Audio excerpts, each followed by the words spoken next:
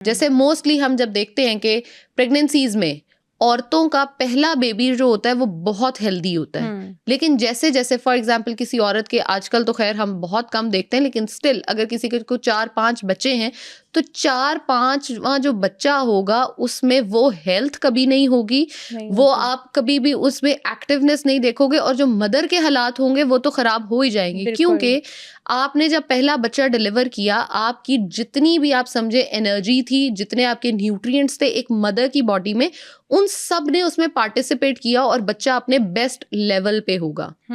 आप दूसरे बच्चे पे जब आओगे, ऑफ कोर्स आपकी बॉडी ने जितना आपने खाया हुआ था बचपन से तब तक, फॉर एग्जांपल आपने पहला बच्चा 22 साल में डिलीवर किया, 22 साल तक जो था वो सब उस बच्चे ने, आपके न्यूट्रिएंट्स, आपकी एनर्जीज, आपका हर चीज उसने एब्जॉर्ब कर ली। अब दूसरे बच्चे के टाइम पे जो चीजें आपने उस बच्चे में डेवलप करनी है वो आपको खुद खानी पड़ेंगी। For example folic acid is very important, आपके ब्रेन हेल्थ, जो बच्चे की आपने ब्रेन डेवलपमेंट करानी है उसके लिए बहुत इंपॉर्टेंट है।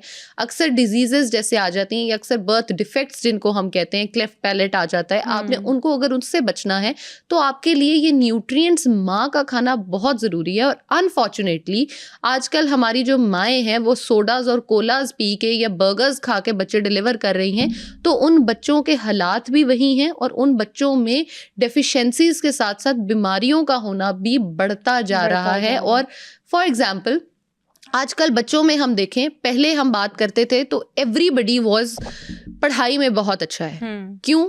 क्योंकि उसकी ग़िज़ा भी बहुत अच्छी है, उसने जब by the time of birth या बर्थ से पहले उसने बहुत अच्छी ग़िज़ा ली हुई है, लेकिन अब उसकी ग़िज़ा जो हम माँ दे रही है वो अप टू द मार्क नहीं है, और जो बच्चा ले रहा है वो भी अप टू द मार्क नहीं है। इसलिए the performance is getting low and low.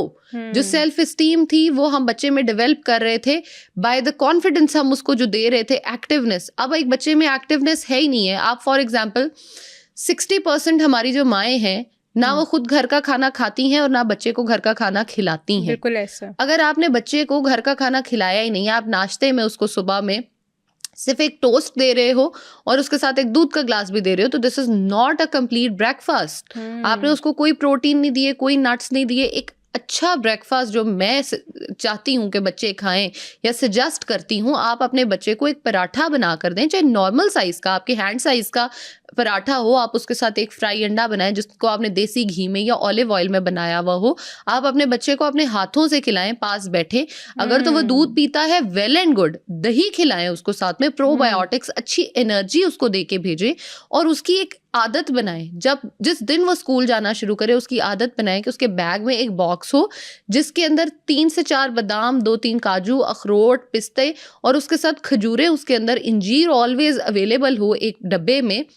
बच्चे को जब भूख लगे तो वो ये ना देखे कि मैंने कैंटीन पे जाना है तो मैं जाके ये खाऊंगा।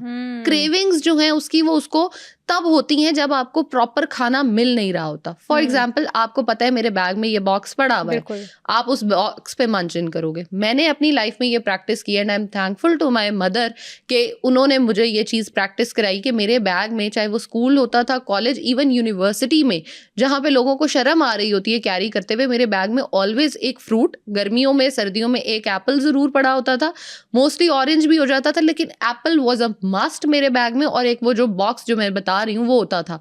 मुझे जब भूख लगती थी मैं क्लास में भी इवन निकालती थी उस बॉक्स में से बादाम खाने, मेरे एनर्जी लेवल्स मेरे जो है वो पूरे हो जाते थे। मुझे ये क्रेविंग ही नहीं होती थी कि मैंने नीचे जाके फलां स्टॉल से फलानी चीज़ खानी है।